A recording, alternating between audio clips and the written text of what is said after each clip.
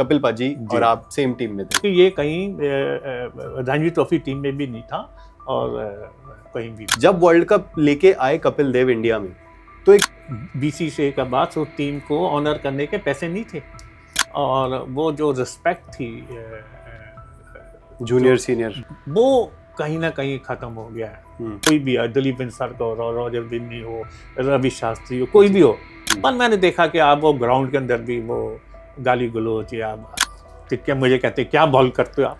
अच्छा, कपिल पाजी हाँ, आपको डांट रहे थे इससे एक इंसान के अंदर जो घमंड का भाव होता है ना, लड़कियों की क्रिकेट में भी सर बहुत बड़ा चेंज है। जैसे कि विराट कोहली इज एग्जाम्पल, वो मोहम्मद कैफ बहुत ही डेडिकेटेड, बहुत ईमानदार और बहुत जुनून का क्रिकेटर है। क्रिकेट तो हम सबको ही पसंद है, लेकिन आज मैं आपको जिस पर्सनैलिटी से मिलाने ले जा रहा हूँ वो एक द्रोणाचार्य अवार्डी है और उन्होंने इस नेशन को और हरियाणा की क्रिकेट एसोसिएशन को बहुत कुछ कंट्रीब्यूट किया है।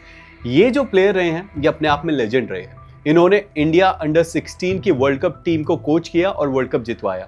इन्होंने हरियाणा की रणजी टीम को कोच किया और हरियाणा की रणजी टीम सिर्फ एक बार रणजी ट्रॉफी जीती है आज तक, वो भी इनकी कोचिंग के अंडर। साथ ही साथ ये कपिल देव, दिलीप वेंगसरकर, सचिन तेंदुलकर, सनी गावस्कर, ये बड़े बड़े लेजेंडरी प्लेयर्स के साथ खेले हैं और उनके साथ ही इनका क्रिकेटिंग करियर काफी हद तक चला है। बहुत सारी बातें की हमने, अंदर की बातें, ड्रेसिंग रूम्स की बातें। कपिल पाजी जब वर्ल्ड कप जीत के आए तो उसके बाद इंडिया में क्रिकेट को लेकर क्या क्रेज था, इन्होंने हमें बताई है बहुत सारी रॉ बातें, तो आपको भी वो जाननी चाहिए। और हमारे देश में क्रिकेट कैसे बदला, क्योंकि इन्होंने अपनी आंखों के आगे बदलते हुए देखा है क्रिकेट को। टेस्ट क्रिकेट से IPL T20 फॉर्मेट तक आते हुए देखा है। तो उस जमाने के प्लेयर और आज के जमाने के प्लेयर्स में क्या डिफरेंस है और इनके हिसाब से कौन है आज के प्लेयर जो वर्ल्ड कप जिता के ला सकते हैं। सब कुछ लेकिन सिर्फ एक जगह, सोशलाइज के इस एपिसोड पे।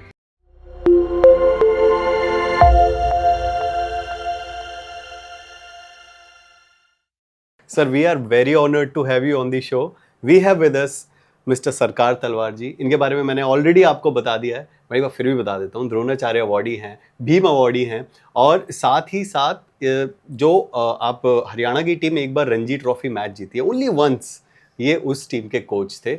और उससे भी पहले सर हरियाणा में बहुत योगदान दिया है आपने। बट आज आपसे सर हम बात करेंगे आपका जो एक्सपीरियंस रहा है, प्योर रॉ क्रिकेट जब इंडिया में आया था और कपिल देव, सचिन तेंदुलकर और सारे नए नए नाम जो दिलीप वेंगसरकर, सबके साथ सर ने एक्सपीरियंस है सर का कि उनके साथ खेले हैं, उनके साथ ड्रेसिंग रूम भी शेयर किया है। वो वाली बातें भी हम करेंगे, चुपके से धीरे से बुलवा लेंगे कुछ ना कुछ। सर स्टार्ट करते हैं। सबसे पहले तो आपका जो एक्सपीरियंस रहा, आपने रणजी मैचेस खेले हैं, ऑलमोस्ट 106 प्लस के अराउंड मैचेस खेले हैं, हरियाणा की जो स्टेट है उसको एक बहुत बड़ा योगदान दिया है। How was your experience? देखिए अभिषेक, पहले तो थैंक यू, धन्यवाद आपका। जो हरियाणा से मैं आपको बताना चाहता हूँ कि पहले मैं 6 मैच पंजाब से खेला। हरियाणा 1970 में फॉर्म हुई थी क्रिकेट। वैसे तो हरियाणा इंडिपेंडेंट 1966 में हुआ था जी। या क्रिकेट एसोसिएशन को जो मान्यता मिली वो 1970 में मिली। तो आप 2 स्टेट से आपने रिप्रेजेंट किया है, पहले पंजाब तो फिर हरियाणा। 68 में मेरा डेब्यू हुआ रणजी ट्रॉफी के अंदर। 68-69 में मैं पंजाब से 6 मैच खेला। पंजाब के भी 2 पार्ट होते, सदर्न पंजाब और नॉर्दर्न पंजाब। ओके। जो चंडीगढ़ जो था वो सदर्न पंजाब में आता था। चंडीगढ़, रोहतक, पटियाला, ये सारी जो इधर की जो थी सारे जो डिस्ट्रिक्ट थे वो नॉर्दर्न पंजाब में आते थे। तो मेरे को कंबाइंड पंजाब और सदर्न पंजाब से खेलने का मौका मिला। 70 में हरियाणा फॉर्म होगी तो वहाँ से रणजी ट्रॉफी खेलने का मौका मिला, मैं सेलेक्ट हो गया। तो फिर मैं कंटिन्यूसली 88 तक 18 साल मैंने हरियाणा रिप्रेजेंट करा और 84 मैच के बाद मेरा ब्रेक हुआ, क्योंकि मैं उस मैच में जो हिमाचल में खेले जाना था मंडी में, मेरे को टेम्परेचर हो गया था। तो जो वो जैसा वो मैच क्लोज आता गया मेरा टेम्परेचर बढ़ता, मतलब उस टाइम 103 बुखार था, मेरे को वायरल हो गया था रणजी का। तो that was the only match I missed. Otherwise तो वो शायद इंडिया में मैं पहला प्लेयर जो 100 मैच विदाउट ब्रेक। अच्छा, तो मैं खेलता Ranji trophy first class cricket में आपने 100 मैचेस विदाउट ब्रेक खेलता। अगर वो 84 में अगर ब्रेक नहीं होता, अगर एक वो टेम्परेचर की वजह वो से। सर हम उसको नेग्लेक्ट कर देते हैं उसको साइड रख लेते हैं, आप 100 से ज्यादा खेले हो हमारे लिए।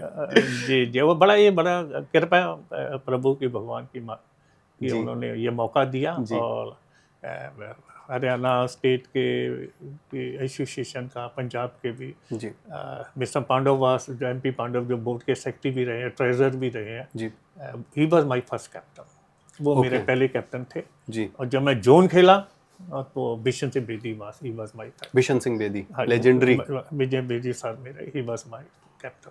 सर इवन कपिल पाजी के साथ भी आपके बहुत सारे इंस्टेंसेस हैं, और कपिल पाजी की टीम को तो आप कोच करते थे जो हरियाणा रणजी ट्रॉफी मैच जीती थी। प्लस आप कपिल पाजी जब वर्ल्ड कप लेके आए थे तो अगले ही साल रणजी ट्रॉफी का मैच था और आपने सेम टीम कपिल पाजी के साथ शेयर की थी, कपिल देव के साथ। कपिल देव और मैं दोनों, हम चंडीगढ़ में एक ही सेक्टर में रहते थे। अच्छा। जिसको हमें कहा जाता सेक्टर 16 सेक्टर जिसको कहते थे, नोन एज ए सेक्टर 16, वही रहते। तो इसका घर का नंबर भी मेरे को याद है। मैं 195 में रहता, ये 145 में रहते, ये बिल्कुल मार्केट के पीछे रहते जी। तो मैंने कपिल देव को बड़े होते देखा वहाँ पे। और 16 सेक्टर, पहले हम दोनों DAV स्कूल में थे चंडीगढ़ के अंदर, सेक्टर 8 में। मैं A टीम का कैप्टन था, ये B टीम में खेलता था जी। हाँ जी। तो वहाँ से ये फिर मेरे को अभी भी याद है, जब मैं DAV कॉलेज में गया, ये स्कूल में था, तो वहाँ पे एक विद्या ट्रॉफी टूर्नामेंट होता था, तो उसके अंदर DAV स्कूल ने पहली बार DAV कॉलेज को हराया। अच्छा, स्कूल ने कॉलेज को हराया पहली बारी। तो उसके अंदर जो मेन रोल था वो कपिल देव का था।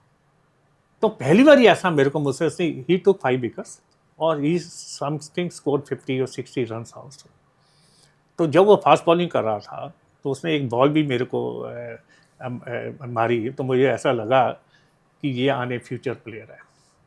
आप तब DAV कॉलेज की टीम में मैं थे? DAV कॉलेज में था, ये DAV DAV स्कूल से खेला। तो आपके जूनियर थे वो एक तरीके? काफ़ी जूनियर है, 6-7 साल जूनियर है। ओके हाँ जी जी। और पर कपिल देव जैसे जो प्लेयर होते हैं, दे आर बॉर्न।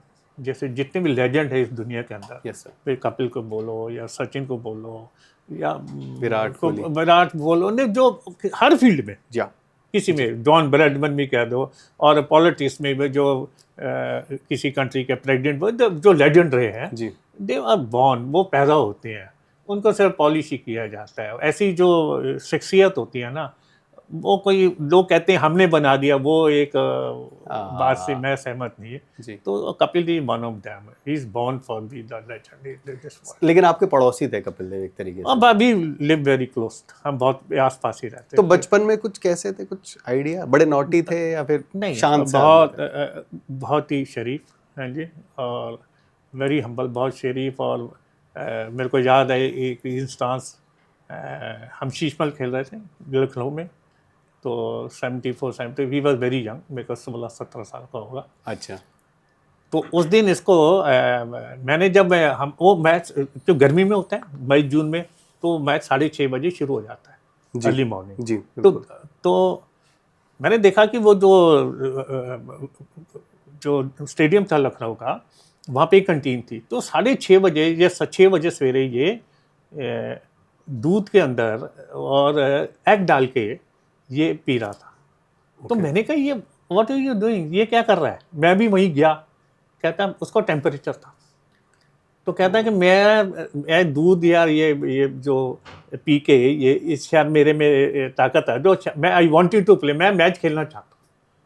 तो ये अर्थ, ये इसके अंदर एक ऐसा ये थी, ये डेडिकेशन थी। और इसने ये मेरे को भी कहा कि सर मेरे को मैच खिलाना, मैंने मैच खेलना है। तो और he played that match, I think को 2-4 विकेट भी इसने दी। तो इस लेवल, ये मैं इसकी बचपन की बात बता रहा हूँ, जबकि ये कहीं रणजी ट्रॉफी टीम में भी नहीं था और कहीं भी नहीं था। अच्छा, तब तो बहुत अर्ली स्टेज था। अर्ली स्टेज थी, पर ये इसके अंदर ये शुरू से इसका ये एक बड़ा पैशन था। इसके सिंस आई सेड कि ऐसे लोग जीवन में पैदा होते हैं, तो इसके अंदर शुरू से ही ये इतनी मेहनत करता था, या उसके अंदर एक टैलेंट था कि ये इच्छा थी कि मेरे को ऊपर खेलना है। और फिर कपिल देव तो हिस्ट्री है। Yes definitely sir. वो आपकी ये बात सुन के तो मेरे को सीरियसली गूज़बम्स आ रहे हैं कि एक इंसान जो एक लेजेंड की तरह आज माना जाता है, वो इतनी अर्ली स्टेज में जब वो बच्चा था, तो आज के बच्चे क्या सीख ले सकते हैं? से यही आप सीख सकते होगे यार, आप किसी भी लेवल पे हो, you have to do your best. आप अपने आप को एक्सप्रेस करके आप अपनी इंटेंसिटी को जितना ज़्यादा बढ़ा सकते हो, अपनी डेडिकेशन को, आप इन लेजेंड से सीखो। आप क्या ही बोलूँ मैं इसके आगे, कपिल पाजी का एग्जाम्पल दिया जा रहा है। सर,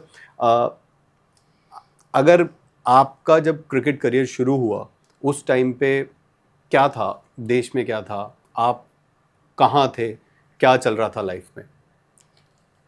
ऐसा है कि दो तरह की उस टाइम, एक अंडर 19 जिसको कूच बिहार ट्रॉफी बोलते थे, एक रणजी ट्रॉफी होती थी, दो ही ट्रॉफी होती थी और कुछ नहीं। आज जैसे आईपीएल है, नहीं, दुलीप कुछ ट्रॉफी, नहीं, वो विजय हजारे, दो ही एज ग्रुप में अंडर 19 और ओपन आपकी रणजी ट्रॉफी। तो मालिक की कृपा से मेरे को अंडर 19 कूच बिहार में पंजाब के अंदर टीम में मैं सेलेक्ट खेलने का मौका मिला। लेकिन सर ये बात थोड़ी सी मैं कट कर रहा हूँ, आपके पास ये जानना चाह रहा हूँ, जैसे आज होता है कि माँ बाप, अब तो बहुत कमर्शियल हो गया है, अब कोई माँ बाप ये भी नहीं होता कि यार तू मत खेल, बच्चों को जैसे बोलते थे पहले। उस टाइम पे क्या था, आपके पेरेंट्स ने आपको बोला कि भाई तू खेल? नहीं, मेरे तो किसी ने, सिर्फ मेरा बड़ा ब्रदर जो स्वामी तलवार जी, जो मेरे एड्रेस ब्रदर जी, वो पंजाब रणजी ट्रॉफी खेलते थे, डीएवी कॉलेज जलंधर खेलते थे, पंजाब यूनिवर्सिटी के कैप्टन भी थे। तो वही हमारे घर में पहले वही क्रिकेटर्स हुए, उन्हीं को देख के हम बड़े हो। घर के अंदर कोठी थी, वो बड़ा पीछे बहुत बड़ा एक तरह का, सारे भाई बहन वही हम क्रिकेट खेलते थे। तो उसको देख के, पर मेरे फादर हमेशा ही कहते थे यार ये क्या खेलते हो, चार मेरे बेटे हैं, एक भी IAS अफसर नहीं बन रहा, ये बना नहीं, क्या है। तो वो कभी इंकरेज नहीं करते थे। आपके फादर का क्या प्रोफेशन था?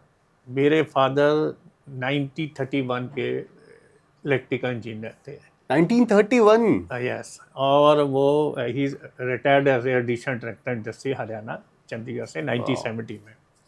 मतलब आज़ादी से पहले भी उन्होंने वो कोर्स कर लिया था जो शायद बहुत प्रिविलेज लोग ही करते थे। और मैं आपको ये बताना भी चाहता हूँ कि जो पहली रिहेबिलिटेशन मिनिस्ट्री बनी, जब ये 47 में बाइफर्केशन हुआ, तो वो रिहेबिलिटेशन पहले दिल्ली के अंदर, मैं तो फिर ये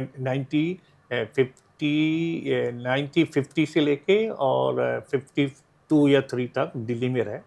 तो मैं मेरे का 1-2 साल का था, मुझे याद है क्या। तो जब वो रिहैब कंप्लीट हो गई, आई थिंक 53 या 54 में कंप्लीट हो गई थी, जी। तो उनको पंजाब कैडर मिला। तो पहली पोस्टिंग रोहतक हुई।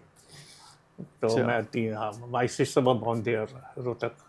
तो 54 की बात है, 1954। और फिर हम 54 में फिर तो 1-2 साल वहाँ रहे, फिर अम्बाला आ गए, अम्बाला से फिर जलंधर कैपिटल बन गई जी पंजाब की, फिर चंडीगढ़ बन गई, फिर 57 में चंडीगढ़ आ गए। तो अब बॉर्न एट आगरा, डेलवा, brought up at Chandigarh. Okay, तो आप में यूपी का भी टच है, आप में हरियाणा का भी टच है, आप में पंजाब का भी टच है। भाई हरियाणा तो सारा फादर ने भी सर्व करा, हम भी पीछे 40-45 44 ईयर्स तो फरीदाबाद ही हो गए, यहीं ज्वाइन कर रही थी गवर्नमेंट सर्विस, यहीं रिटायर हो गए। तो सर मैं अब यहाँ से ना आगे बढ़ना चाहता हूँ कि आपका करियर अब शुरू हो गया।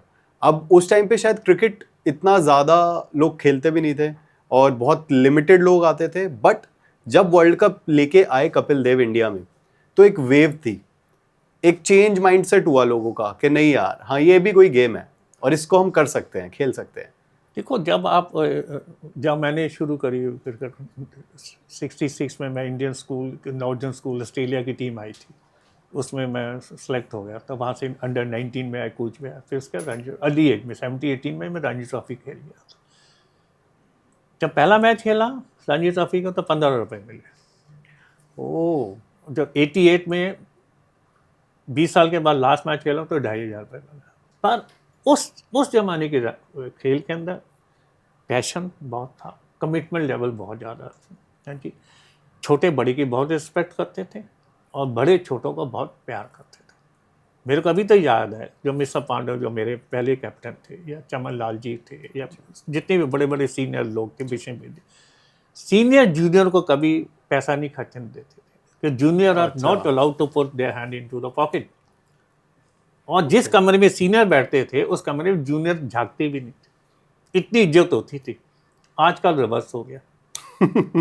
आप देखिए, बड़ी अच्छी बात है, आप देखिए क्रिकेट बहुत तरक्की की, नो डाउट। आपने जैसे बोला 83 के बाद वो चेंज आया एक बड़ा ज़बरदस्त। कपिल देव ने जो वर्ल्ड कप, जो कपिल देव टीम ने वर्ल्ड कप जीता है 83 में लॉर्ड्स के अंदर, उसके बाद काफ़ी चेंजेस आ गए, बच्चे काफ़ी इंकरेज हुए। और आपको ये भी होगा कि वो BCCI के बाद उस टीम को ऑनर करने के पैसे नहीं थे। इंदिरा गांधी स्टेडियम में एक लता मंगेशकर का एक कंसेप्ट हुआ, वहाँ उनको कंसेप्ट हुआ, वहाँ पे उनको जो पैसा वहाँ से कमाएगा तो सबको 1-1 लाख और सब प्लेयरों को दिया गया। ओहो। हाँ, तो पर उसके बाद ये जो this game is religion in India now, definitely और बहुत ही खूबसूरत गेम है ये, इसके, और ये सिर्फ अच्छे दोस्त या अच्छा एक तरह का एक सारे देश को जोड़ती है। लोग इसके अंदर बड़े पैशनेट होते हैं, समय मिलता है, लोग आते हैं, खाते हैं, एंजॉय करते हैं गेम को। पर उसके साथ साथ जो एक इसमें चेंजेस आए हैं, शॉर्टर वर्जन ऑफ स्पोर्ट्स, जैसे पहले 50 ओवर्स आया, 1975 में इंट्रोड्यूस हुआ जी। अब ये 2006 में आया जी। तो इसने सारा का सारा कंसेप्ट को बदल दिया है। Sir, but what do you think about the 2020 concept? देखो वो 2020 में ये है कि अब जो आज की जो खेल है उसके अंदर कमर्शियलाइजेशन बहुत ज़्यादा है, और वो जो रिस्पेक्ट थी जूनियर सीनियर की, सीनियर और सीनियर जूनियर का प्यार करते थे, वो कहीं ना कहीं ख़त्म हो गया है। और पहले जैसे उसका मैं एक सबसे बड़ा उदाहरण होता था, जब मैच ख़त्म होता था 4 डे, जो होस्ट टीम होती थी वो गेस्ट को अपने ड्रेसिंग रूम के अंदर इनवाइट करती थी। जैसे भी अगर हम साउथ में हैं तो वो हमें बड़ा और इडली खिलाते थे। अगर हम वेस्ट में हैं, बॉम्बे जाओ तो वड़ा पाव वगैरह ये हमें खाने को हर कैप्टन आपके ड्रेसिंग रूम में आता था, आपकी टीम को इन्वाइट करके जाता। वो जो बॉन्डिंग बनती थी, वो जो सारे के सारे 30-40 लोग इकट्ठे बैठ के 1-1.5 घंटा खूब गपशप, खूब प्यार मोहब्बत की बातें करते थे जी। वो अब बिल्कुल ख़त्म हो गया है। और जैसे हमारे पंजाब में अगर हम होस्ट करते थे, हरियाणा में करते थे, समोसे पकौड़े खाने आपस, और हम कर्नाटका में जाए तो वो they are known to be, वो 60 बॉटल बियर की लग जाती थी वहाँ पे। हाँ जी, क्योंकि वो उनके ट्रेडिशन ऐसी हैं जी, तो वो हर तरह का। पर वो देखो, अब मेरे को तो रिटायर हुई ऑलमोस्ट 12 और 24-36 साल हो गए हैं क्रिकेट से, पर मैं किसी न किसी तरह कोच भी रहा, जुड़ा रहा। तो आज भी वो बॉन्डिंग मैं जिसको भी मिलता हूँ, बेशक कोई भी है, दिलीप वेंगसरकर हो, रॉजर बिन्नी हो, रवि शास्त्री हो, कोई भी हो, वो बड़ा मजा आता है। वो प्यार अब भी है, इंटैक्ट है, बिल्कुल 100% अभी है। हाँ जी। और अब जैसे ऑफ द रिकॉर्ड जो आप मेरे से बात कर रहे थे IPL के बारे में, क्या बात कर रहे थे, दिस इज अ डिफरेंट, वो जो पहले अब ये पार्टीज होती हैं, पहले वो एक बॉन्डिंग का प्रोग्राम था। एग्जैक्टली सर, ये चीज़ मैं आपसे पूछना भी चाह रहा था। जैसे आजकल अब ये क्लबिंग IPL मैचेस होते थे, तो अब आई थिंक थोड़ा कम हो गया, लेकिन जब इनिशियली IPL स्टार्ट हुआ था तो क्लबिंग, नाइट पार्टीज और ये सब बहुत ज़्यादा कंट्रोवर्शियल और लाइमलाइट में रहता था। ठीक है, ये देखो सभी की डिमांड है, अच्छा है। अब खिलाड़ी के पास पैसा अच्छा आ रहा है। मेरे को कपिल देव की बात बहुत अच्छी लगती है कि किसी खिलाड़ी के पास अच्छा घर, अच्छा गाड़ी है, तो आपको तकलीफ किस बात की है? तो बहुत अच्छा, आप ये खिलाड़ी लोगों को अच्छा प्रोफेशन मिल रहा है, अच्छी फैमिली मिल रही, अच्छा वो तो आगे नेचुरली वो भी आगे अच्छा, ये ग्रोथ तो है ही है। लेकिन सर ये पहले आपके टाइम पे भी होता था क्या, इतनी वाइल्ड पार्टीज? मैंने अपनी पार्टी के बारे में तो बता दिया। अच्छा, आपकी ड्रेसिंग रूम पार्टी होती थी। और अच्छा। वो जो होस्ट एसोसिएशन है वो एक डिनर होस्ट करती थी। और उसके अंदर बड़ा अच्छा सा वो होता था। पर इट इज क्वाइट एक्सेप्टेबल। आजकल जो चेंज है समय के साथ चेंज होना भी चाहिए। पर मेरी ये सबसे ये है कि जो क्रिकेटर से ये एक गुजारिश है कि जो अपने सीनियर की इज्जत जरूर करें, रिस्पेक्ट जरूर करें। ये गेम बहुत ग्रेट है, ये खेल है क्रिकेट का, बहुत ग्रेट है। इसकी जो कन्वेंशन है, जो उसके ट्रेडिशन है, उसको कहीं ख़त्म नहीं करें। पर मैंने देखा कि आप वो ग्राउंड के अंदर भी वो गाली गलोच, या सबसे बड़ी बात है कि जो ये जो सारा का सारा जो डिसीजन आपने मशीन को दे दिए हैं, या आप पहले अंपायर की बड़ी रिस्पेक्ट होती थी, वो आउट दे दे तो सारे लोग सिर झुका के उसका डिसीजन को मान के बाहर चले जाते थे। बड़े उदाहरण है, जी बिल्कुल। विश्वनाथ ने तो अपना टेस्ट मैच हार दिया, जो एन बॉथम को वापस बुला के कि भाई तुम नॉट आउट है, एम्पायर ने आउट दे दिया था। वो आजकल कहाँ देखने को नहीं मिलती है। सर। तो दैट्स जो ये चीजें थी ना, ये चीजें इस खेल को बहुत महान बनाती थी। हाँ जी।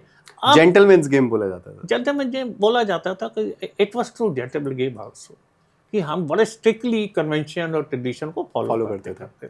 आजकल वो नहीं है, ये बड़ी दुखद बात है। हाँ सर, जब आप हरियाणा को कोच कर रहे थे तो 2 इंस्टेंसेस आपने मुझे बताए थे कि बहुत ज़्यादा इंटेंस थे और बहुत ज़्यादा आपके लिए लाइफ में आई थिंक सबसे बड़े पॉइंट्स रहे होंगे। वो तीसरा पॉइंट भी है जब आपने वर्ल्ड कप की टीम को कोच किया था, जो वर्ल्ड कप जीती भी थी।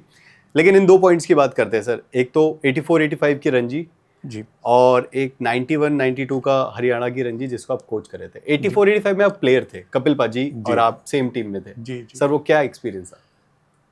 देखो, सेमीफाइनल मैच था और हरियाणा के लिए बहुत क्रुशियल था, क्योंकि हम कंटिन्यूसली हरियाणा टीम पर एग्जिस्ट कर रही थी। कपिल, अशोक मल्होत्रा, ये जो ऑलरेडी इंडियन टीम में खेल रहे थे। तो 84 में हम जब क्वालिफाई करे और बॉम्बे मैच हुआ, उस टाइम मुंबई नहीं था, बॉम्बे था जी। तो हमने बैटिंग पहले ली, हमने 400-400 प्लस रन करे उसमें। और आपको जान के हैरानगी होगी, कम से कम नहीं 20,000 क्राउड उस स्टेडियम में 84 के टाइम पे। हाँ, वानखेड़े स्टेडियम का था। और अब मैच देखता हूँ, रणजी ट्रॉफी मैच तो 5 लोग भी नहीं बैठे। बिल्कुल सर। तो एक पैशन था। तो वो रणजी ट्रॉफी मीन की मतलब एवरीथिंग। तो हमने 400 प्लस रन करे, जिसमें मेरे को अभी तक याद है डॉक्टर चढ़न 175 रन करे हैं जी। और सबके कंट्रीब्यूशन था, कपिल ने भी करे, सबने कंट्रीब्यूट करा 400।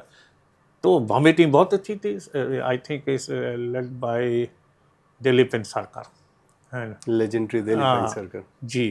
तो कपिल देव उस टाइम बहुत अच्छी फॉर्म में था, अपनी प्राइम में था। और उन्होंने तीन खिलाड़ियों को जल्दी आउट कर लिया, इंक्लूडिंग आई थिंक वेंसारकर ने तो शायद 1-2 रन ही करे थे। और 3 विकेटें कपिल ने जल्दी ले लिया और एलन सिप्पी में से आउट हो गया। तो मतलब दे वाज 100 फॉर 4, 100 रन पे कुछ 4 आउट हो गए, तो उनके मेन बैट्समैन जी। तो उसके बाद क्या हुआ कि लास्ट दिन के जो लास्ट 10 ओवर्स रह गए, we have given something 90-100 runs. Day end हो रहा था लास्ट। हाँ, 10 के बाद, तो जिसमें 5 ओवर मैंने करे, 3 शरणजीत ने करे, 2 दीपक शर्मा ने करे। तो हमने 90-100 रन दे दिए। तो उनका भी 200 के अराउंड हो गया। दे स्लॉग्ड अस। रवि शास्त्री और चंद्रकर पंडित, उन्होंने हमें टोटली आउट क्लास कर दिया। और जब वो दिन खत्म हुआ, वापिस आए ड्रेसिंग में, Kapil Dev was very not. ठीक है, मुझे कहते क्या बॉल करते हो आप? अच्छा, कपिल पाजी हाँ, आपको डांट रहे थे। तो मैंने कहा यार, वी ट्राइड आवर बेस्ट, पर क्या करें, उन्हें स्लॉग कर दिया है जी। नहीं, वो जीता मैच हम हार रहे हैं। और ये तो आपको पता, बॉम्बे तो छोड़ती नहीं है फिर तो, है जी। Anyway he was very annoyed. तो कोई बात नहीं, फिर मीटिंग, चेतन शर्मा के कमरे में मीटिंग भी हुई। तो हमारे जो माननीय सेक्रेटरी साहब थे, चौधरी नवीर सिंह जी, वो भी इस मीटिंग में है। तो इंडियन टीम की सिलेक्शन थी इंग्लैंड टूर की इस मैच के बाद। हाँ जी।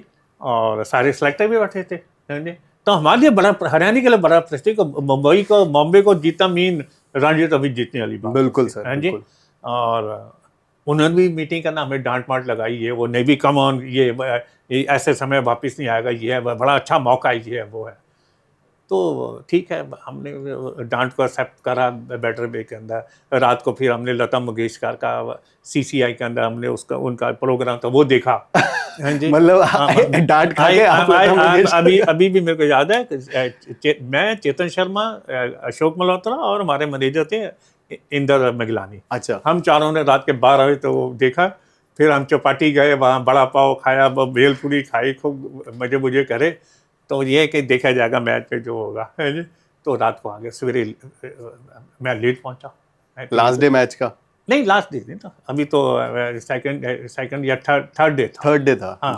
तो उन्होंने मेरे को, कपिल ने कहा, पप्पू जी आप क्यों लेट हो गए, और अब इतना क्रूशियल मैच, आपने अभी 10 ओवर रह गए नई बॉल को, उस टाइम ना 75 पे न्यू बॉल आती थी, आजकल 70 तो 80 पे आती है, जी। 80 ओवर्स पे आती है, जी। उसमें 75 पे आती है। ओके। तो आप ये 10 ओवर कर दो, बाकी मैं संभाल लूंगा इस साइड। तो हमने अपने दाता दयाल को प्रेयर करी हमने कि भाई मालिक, भाई हमारी इज्जत आपके हाथों में है। जी। तो वो 10 ओवर में ही सारी टीम, पांचों मालिक ने 5 विकेट मुझको लेने अच्छा, का आपने 5 विकेट ले ली? हाँ, पहले रवि शास्त्री पहले ओवर में, सेकंड ओवर में चंद्रकांत पंडित, तो बाकी बलविंदर सिंह संधू, राजू कुलकर्णी, वो पांचवा का नाम मुकाशी, ऑफ स्पिनर। तो मालिक ऐसी कृपा हुई तो हमने 150 रन की हमें लीड मिल गई। तो वो एक ऐसा था। तो मेरे को लोग कहते हैं कि आपने भगवान को कभी देखा नहीं, नजर नहीं, तो मैंने तो ऐसा लगा कि मेरा जो गॉड, मेरा जो मालिक है वो मेरे साथ बॉलिंग कर रहा है। वाह। है जी। और ऐसी, और मेरे को अभी तक याद है चंदू बोर्डे, इवन कपिल देव ने कहा था, चंदू बोर्डे सेड, मेरे को याद है, I think he was chairman of the selection, the most magnificent spell I have seen. तो कपिल देव ने मेरे को बिल्कुल आया, मेरे को गोदी में उठा लिया, ऊपर पकड़, है जी। एक दिन पहले डांट रहे थे। ठीक है, कैप्टन को लाउड होता है डांटना। और वो एक बहुत में ऐसा, मतलब कि समय ऐसा महसूस हुआ कि गॉड इज ग्रेट। वाह। मन में एकदम ऐसा एक्सपीरियंस ऐसा हो रहा है कि जैसे शांति भी है और एक एक्साइटमेंट भी है कि एक तरफ आप जीत रहे हो और साथ ही साथ आप फील कर रहे हो एक डिविनिटी कि आपके साथ कोई था जिसने आपको बिल्कुल जिताया। आई एम वेरी श्योर, क्योंकि मेरे को भी ऐसा लगता है कि वो मैंने जीवन के 8-10 ओवर, जो 5 ओवर जो भी करे हैं, वो मतलब कि अनबिलीवेबल, मतलब कि और मेरी समझ से बाहर है वो सारा। वाओ। वैसे आप स्पिरिचुअल हैं, मतलब आपकी बातों से लग रहा है कि आप देखो, काफी वैसे तो spiritual हैं। हर आदमी अपने अंदर स्पिरिचुअल होता है, पर यह है कि हम सारी फैमिली हमारी बहुत स्पिरिचुअल, पर ये पर्सनल चीज़ें हैं, जी। ये इसको सार्वजनिक करने वाली नहीं होती। और हम, बट आप अपनी स्पिरिचुअलिटी को आप एक मोटिवेशन की तरह यूज करते हो, और जब भी आप कहीं दुविधा में होते हो या फिर आप कहीं अपने लाइफ के एक हाई पॉइंट पे होते हो तो आप अपने भगवान को या फिर आप अपने गुरु को याद करते हो। ऐसा है कि उसको ऐसा? देखो, ये जरूरी नहीं है कि कहते कि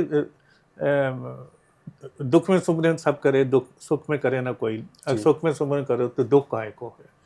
तो इसको तो कंटिन्यूसली ये प्रोसेस है, और आपको अपने मालिक को, वैसे तो हम सारे इंडियन जो सब इस चीज़ में बड़े फर्म बिलीवर करते हैं, हर लोग कोई ना कोई, जिस भी आप भगवान को मानते हैं, सबको उसकी प्रार्थना करके ही घर से बाहर निकलते हैं, प्रसाद लेके निकलते हैं, कोई टिक्का लगाता है, कोई कुछ करता है, पर अपने मालिक को हमेशा याद रखना चाहिए, और उसकी अगर कृपा हो जाती है तो आपका जन्म सफल हो जाता है। आई थिंक सर ये जो आप बात कह रहे हैं, इससे एक इंसान के अंदर जो घमंड का भाव होता है ना, वो भी नहीं आता है कि मैं बहुत बड़ा हो गया हूँ या मैं बहुत बड़ा हो गया हूँ। आपको पता है कि आपके ऊपर किसी का हाथ है, इसीलिए आप बड़े हो। तो नेचुरल चीजें होती हैं कि आप अपनी लाइफ में इज्जत सामने वाले को दो, अगर कोई कमजोर है तो आप उसकी मदद भी करो, इज्जत भी दो, प्लस आप अपने काम में भी अपने भगवान को, अपने गुरु को हमेशा याद करके चलो। देखो, ये जो परमार्थ होता है, इसको हजम करना पड़ता है, इसको सार्वजनिक नहीं करना पड़ता। ये मैंने पहले ही बोला, बहुत पर्सनल चीज़ें हैं, तो इसका में कोई दिखावा नहीं होना चाहिए, कुछ नहीं होना चाहिए। बाकी तो उसकी कृपा हमेशा बनी रहनी चाहिए।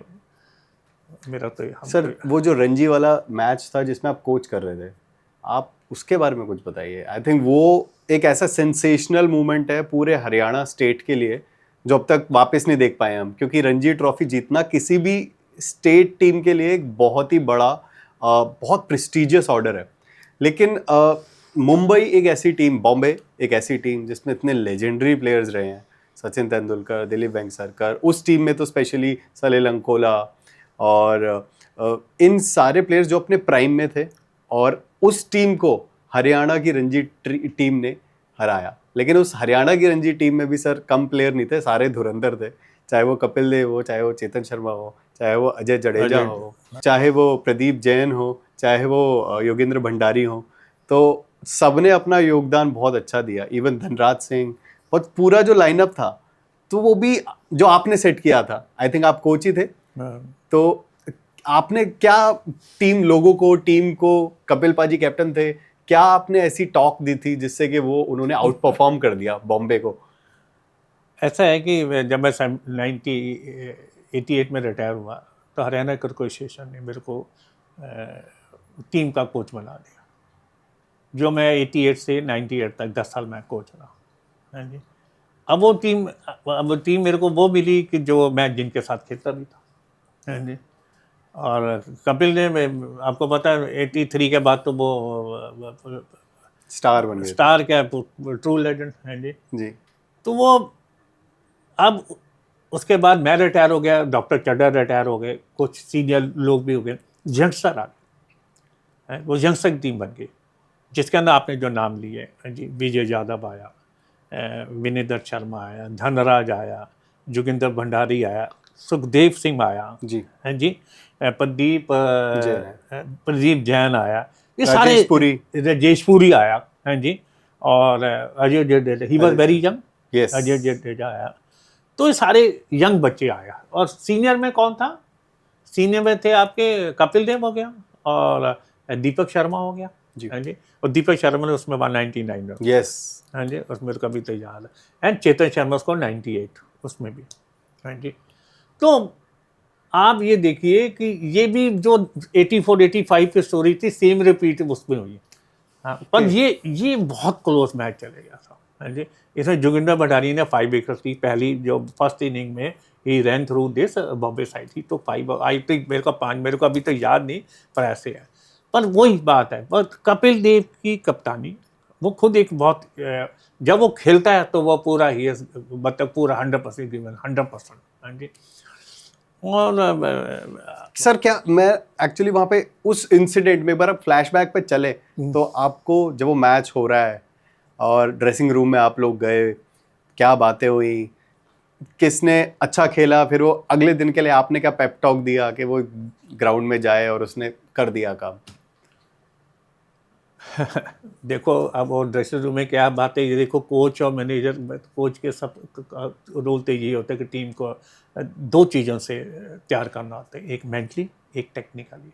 टेक्निकली तो वो बच्चे जो क्रिकेटर वो सब बड़े हैं, वो इतना ज़्यादा रोल नहीं होता है, पर उनको स्ट्रेटेजिकली और उनको मेंटली, तो अल्टीमेटली तो आपको ग्राउंड के अंदर परफॉर्म करना है, 6 घंटे खड़े होना है जी, फटीक नहीं होना, आपने बेस्ट देनी है, आपने है इंस्पिरेशन या उनको जो सारी बातें, मतलब कि एज ए यूनिट वो एक बहुत हरियाणा की सबसे बेस्ट यंग साइड थी जिन्होंने उस लेवल पर परफॉर्म करा और रणजी ट्रॉफी जीती वहाँ पे।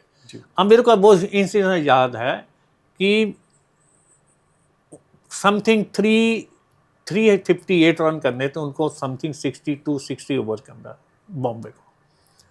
सर, बॉम्बे की साइड भी बहुत स्ट्रांग थी। मैं बता रहा हूँ आपको कि कुछ भी नहीं है, पूरा दिन के अंदर उनको 360 रन करने थे अबाउट, और सिर्फ 58 ऐसे ही उनके पास थे ओवर, 62 ओवर्स थे या 60 ओवर्स थे।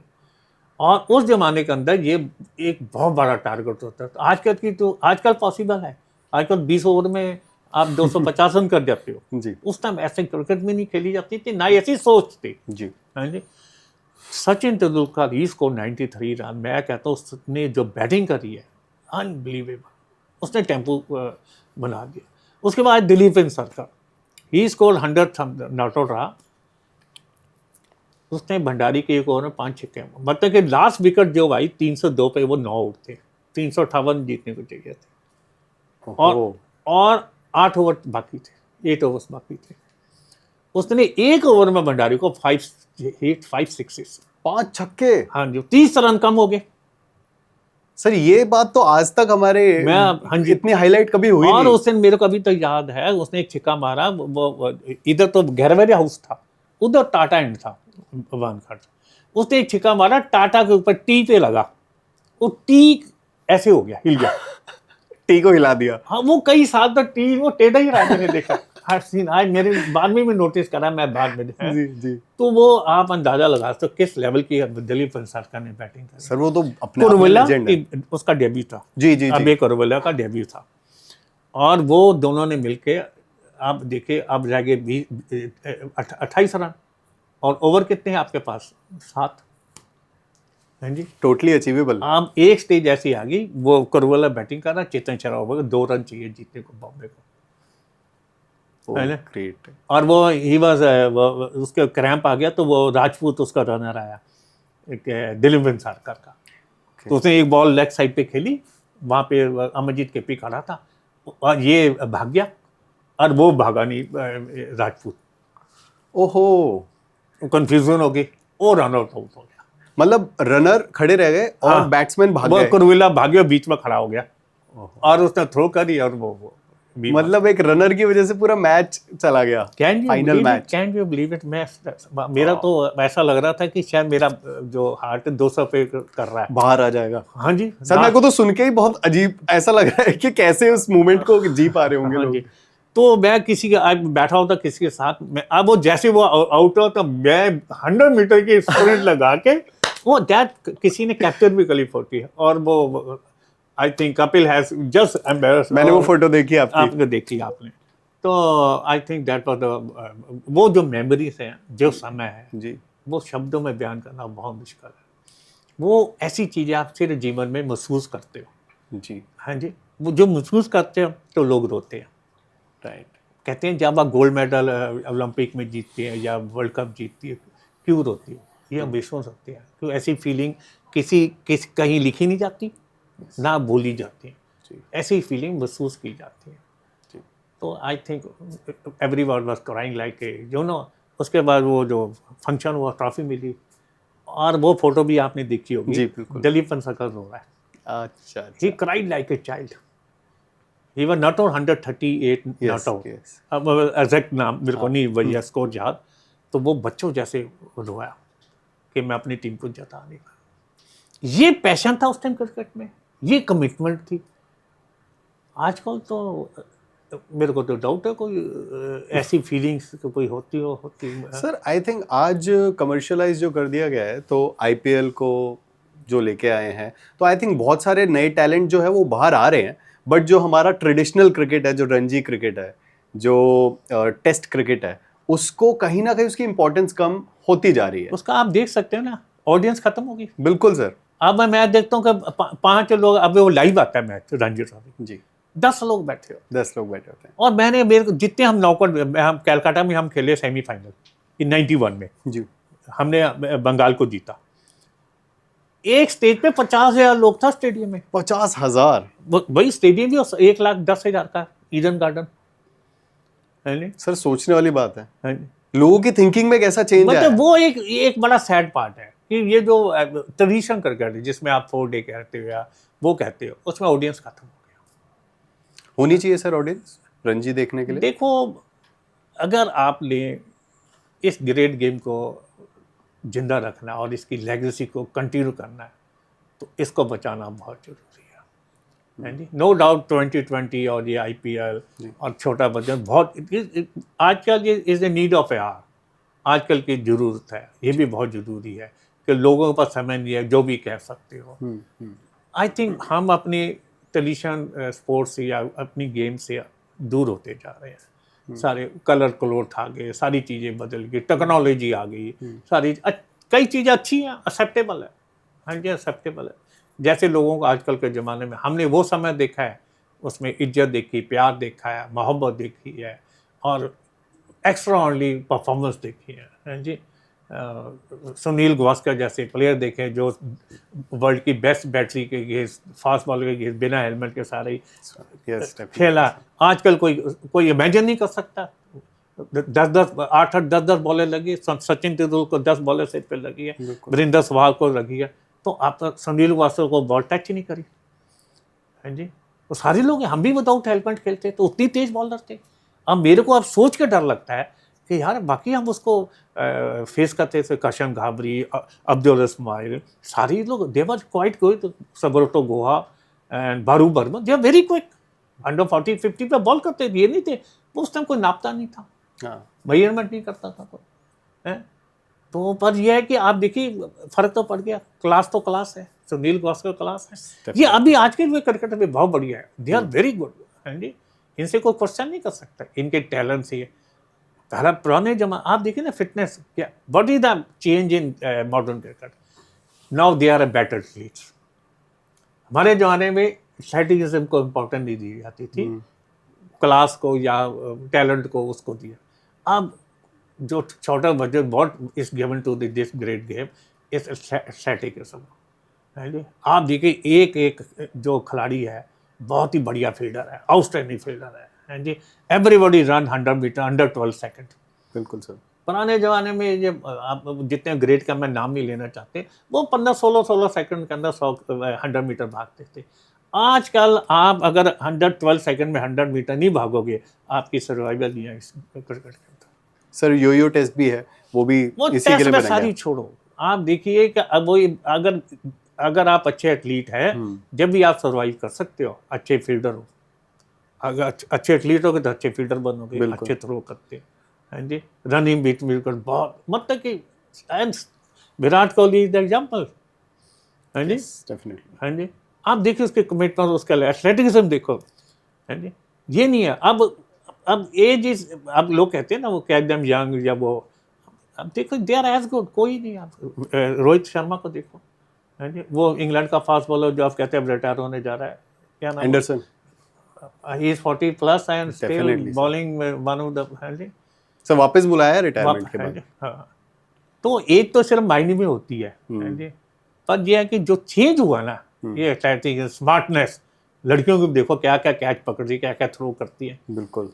वो एक बहुत बड़ी चीज है। लड़कियों की क्रिकेट में भी सर बहुत बड़ा चेंज है, जैसे कि विमेंस क्रिकेट, इंडियन टीम को ही ले लें अगर, तो हरमनप्रीत, स्मृति मंदाना जैसे प्लेयर्स निकल के आए हैं, और इन लोगों ने इंडियन विमेंस क्रिकेट का लेवल भी बहुत बढ़ा दिया है। कारण ये है ना कि उसके अंदर सब चीज़ें आ गई, पैसा आ गया, जॉब्स आ गई, बच्चियों को ये लगने लगे कि हम अगर अच्छा क्रिकेटर्स बनेगा, अच्छी जॉब्स, अच्छा पैसा, अच्छी शोहरत, सारी चीज़ें मिलेगी, दुनिया देखती है जी। बड़े बड़े लोग बहुत बहुत सारे पैसे दे के अपनी पेपरों में अपने आर्टिकल निकालते हैं या करते हैं, या तो कोई दुनिया आपके पीछे भागती है जी। तो वो देखिए ना, ये चीज़ें बच्चों को बहुत इंटरेक्ट करती है। बिल्कुल। क्यों? आपके पास जॉब्स अवेलेबल है, आपके पास Stability प्रोफेशन है अवेलेबल है जी। जी, आपका कैरियर सिक्योर है जी। और बीसीसीआई के बाद के अंदर मर्ज होने के बाद वुमेन क्रिकेट ने बहुत तरक्की करी है, और एटलीस्ट मैं तो बहुत खुश हूँ जब इन लड़कियों को 80 मीटर के छिक्के मारते देखता हूँ ना, तो मजा आ जाता है। डेफिनेटली सर, चाहे वो विराट कोहली हो, चाहे वो स्मृति मंदाना हो, चाहे विमेंस क्रिकेट के जो they are not less than anybody. Definitely sir, definitely. मतलब ये वर्ल्ड कप लेके आए तो हमारे लिए उतना ही बड़ा ऑनर है जितना हमारे मेंस टीम लेके आए, और वी डेफिनेटली वांट के इंडियन विमेंस टीम अब वर्ल्ड कप लेके आएगी और हमें फिर से प्राउड फील कराएगी, and we will be there to support the team definitely. हाँ, मैं तो आप भी ये विश करता हूँ कि हमारी जो लड़कियों की यूनिट है बहुत अच्छा। हालांकि मैंने वो कि मेरे पास मैं 15 दिन कोच भी रहा हूँ एक बार इंडियन टीम का, जब ये शांता रंगास्वामी ये सारी सीनियर थी, एक्चुअली फाउंडेशन तो उन्होंने रखी है, डायना डेल जी, शांता रंगास्वामी, शुभानी कुलकर्णी, वो सेक्रेटरी भी रही है बोर्ड की नहीं, जब पहले ये जो अपनी वुमेन क्रिकेट सेपरेट होती थी, और बीसीसीआई के अंदर मर्ज होने के बाद इनका बहुत ज़्यादा इम्प्रूवमेंट हो गया, और इससे बहुत अच्छी बात है। Very good sir. इसी से मेरे को याद आया कि आप इंडियन जूनियर टीम के अंडर 16 टीम के कोच भी रहे हैं, और उस टीम से भी ऐसे बहुत से प्लेयर निकल के आए हैं जिन्होंने, और वो वर्ल्ड कप जीती थी टीम, वो प्लेयर निकल के आए हैं जिन्होंने काफ़ी नाम किया, जैसे कि मोहम्मद कैफ जी। उस टीम के बारे में कैसा एक्सपीरियंस है सर? और ये आई थिंक आपने जब हरियाणा को कोच किया तो उसके बाद आपके लिए एक बिग प्रमोशन था कि आपको इंडियन टीम को कोच करने को मिल रहा है। ऐसा है कि ये मैं एक दिन अपने नासिर स्टेडियम में अपने ऑफिस में था, किसी जेंटलमैन का कॉल आया मेरे को टेलीफोन, वो लैंडलाइन के ऊपर, कि भाई हम आपको अंडर 16 टीम या अंडर 19 टीम जानी है वेस्ट इंडीज़, और ये 2 साल के बाद ये वर्ल्ड कप है जूनियर अंडर 16 का, हम चाहते हैं कि आपको उसका कोच बनाया जाए, आप दोनों में से क्या प्रेफरेंस करो। मैंने कहा आप बोल कौन रहे हो हैं जी, मैंने कहा कोई मजाक तो नहीं कर रहा कि मैंने कभी सोचा नहीं है जी। जी। उसने बताया कि मैं सेक्रेटरी बोल रहा हूँ, और मैं ये मेरा नाम है जी, और हमने ये आपको शॉर्ट लिस्ट करा है। पहले तो मैं थोड़ी देर के लिए समझ नहीं आई, और कोच मेरे को, मैं क्या बोलूँ, क्या घबरा गया मैं। तो फिर मैंने सोच के बोला कि अगर सच है, बाकी ठीक है, अगर आप मेरे को सोचते हो। मैंने ही पूछा, भाई मैं एक से एक बड़े लोग पढ़े हैं यहाँ पे हिंदुस्तान में? कहते नहीं, हमने आपको देखा भी है, सारा कुछ है, और अब आपकी फीडबैक बहुत अच्छी है। तो मैंने कहा then I prefer under 16 team. Okay, but आपने 16 क्यों किया? क्योंकि वो इमीडिएटली 4-6 महीने के बाद वेस्ट इंडीज जानी थी, अंडर 19 टीम। इसके बाद 1.5 साल 2 साल का समय था, वो मेरे को टीम बनाने या तैयार करने का मौका मिलता। ओके, तो फिर वो फिर इनकी सिलेक्शन हुए जी। इंडिया में सारे सिलेक्शन हुए। सिलेक्शन के अंदर बड़े बड़े लोग आए, और वह एक अच्छी यूनिट बनी, और उसके अंदर रितेंद्र सोडी कैप्टन बना, मोहम्मद कैफ वाइस कैप्टन बना। ये 2 लोगों ने इंडिया टेस्ट भी खेले जाके, बिल्कुल, और काफ़ी दोनों अमेजिंग। बाकी भी जो यंग बच्चे थे, रमनीत एक लड़का था, उसमें पंजाब का था, वो रणजी, बस 5-6 लड़के खूब रेगुलर रणजी ट्रॉफी खेले।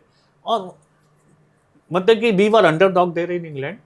पर हमने पहला ही मैच, जो हम ग्रुप में थे, हमारे ग्रुप में वेस्ट इंडीज, इंग्लैंड, कनाडा और जिम्बाब्वे और इंडिया। तो हमने पहला मैच ही लास्ट बॉल पे, ईशान गन्ना हमारे एक हरियाणा का प्लेयर था जी, आज एयर इंडिया में सीनियर मैनेजर है। ओके, उसने लास्ट बॉल पे फ्लिक करके, हमें चाहिए थे 4 रन या 3 रन, उसे फ्लिक करके छक्का मार के 20 रन, फर्स्ट मैच लीग के अंदर। उसके बाद हमने कोई मैच नहीं हारा अप टू फाइनल। अच्छा, वो एक ऐसी इंडियन टीम थी जिसने कोई मैच नहीं हारा हमने थ्रू आउट द सीजन। पूरा हमने फाइनल जितने भी मैच खेले, 4 हम लीग में खेले, एक सेमीफाइनल हमारा साउथ अफ्रीका का था। उसका नाम बॉब वूमर, जो पाकिस्तान का भी कोच रहा, वो साउथ अफ्रीका का कोच था। और वो हमें तो समझते थे कि ये तो इंडिया टीम कुछ नहीं, और वेस्ट इंडीज में एलन लैम उनके साथ सारे जीते, कि वो वेस्ट इंडीज तो साउथ अफ्रीका तो दे स्कोर 262 साउथ अफ्रीका। तो हमारा मेरा ख्याल 2-4-6 पर आउट हो गए। तो फिर एक जो मेरे को एक समय याद आ गया, जब श्रीलंका ने जो वर्ल्ड कप जीता यहाँ पे इंडिया में, उन्होंने क्या करा था, कालू वर्थन्ना और जय सूर्या को, जो 8वें-9वें नंबर के बैट्समैन थे, उनको ओपन पे लिया। ओके, तो आई प्रमोटेड प्रदीप चावला, जो दिल्ली का, बाद में दिल्ली का रणजी ट्रॉफी का विकेट कीपर रहा, उसको प्रमोट कर दिया। और एक भुवन चंद्र था यूपी का प्लेयर, भाई आप जाके मतलब कि अटैक। ओके, वो चीज़ ऐसी प्लस में होगी। उसने 62 रन करे, इसने 22 बॉल में 40 रन कर दिए। वो 100 रन की पार्टनरशिप में वो डिमोलिश होगा, और कुछ ही ओवर के अंदर हम 8 over spare to be won the match, semifinal. Wow, है ना। तो जो कोचिंग की बात होती है, ये अंडर 16 लेवल पे तो कोचिंग बहुत काम आती है, उनको गाइड करना पड़ता है। पर रणजी ट्रॉफी टेस्ट में तो फिर वो मतलब कि मेंटली उनको प्रिपेयर करना, या उनको फिजिकली मतलब उनको बूस्ट करना, वो काम रह जाता था।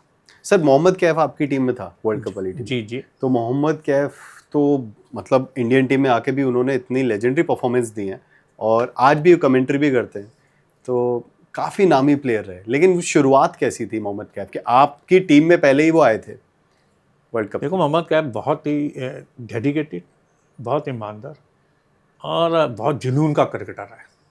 हाँ जी, जैसे आपने कहा हमारी टीम में कैसे है, वो जब वो सिलेक्शन हुई तो वो पहले 40 में सिलेक्ट नहीं हुआ था।